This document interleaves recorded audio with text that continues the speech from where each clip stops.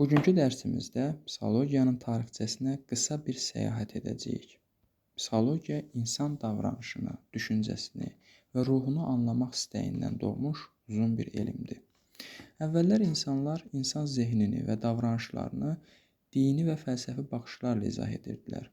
Misir, Yunan və Roma filosofları insan ruhu, zehin və bədən arasındakı əlaqələri araşdırmağa çalışırdılar. Məsələn, Sokrat, Platon və Aristotel insan davranışının səbəblərini düşünürdülər, amma onların yanaşması daha çox mühakimə və müşahidəyə əsaslanırdı. Elmi metodlar isə hələ ki yox idi. Orta əsrlərdə isə psixologiya əsasən dini baxışlarla izah olunurdu.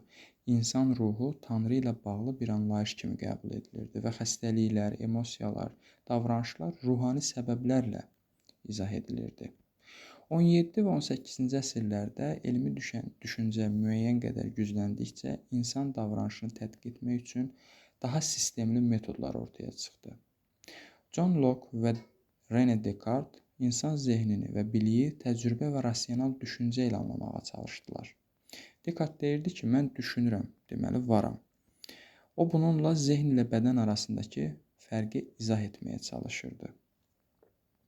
Psixologiya elm olaraq 19-cu əsrin sonlarında Alman alimi Wilhelm Wundt tərəfindən yaradıldı. O 1879-cu ildə ilk psixologiya laboratoriyasını qurdu. Bu, psixologiyanı elmi bir sahə olaraq tanıtdı. Bundan sonra insan davranışını öyrənmək üçün müxtəlif məktəblər və yanaşmalar yarandı. Strukturalizm, funksionalizm, davranışçılıq, psixoanaliz və s. və l.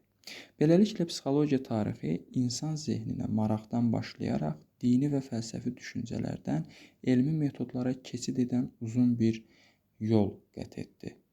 Növbəti dərslərdə bu məktəbləri və onların insan zehninə baxışını daha ətraflı öyrənəcəyik.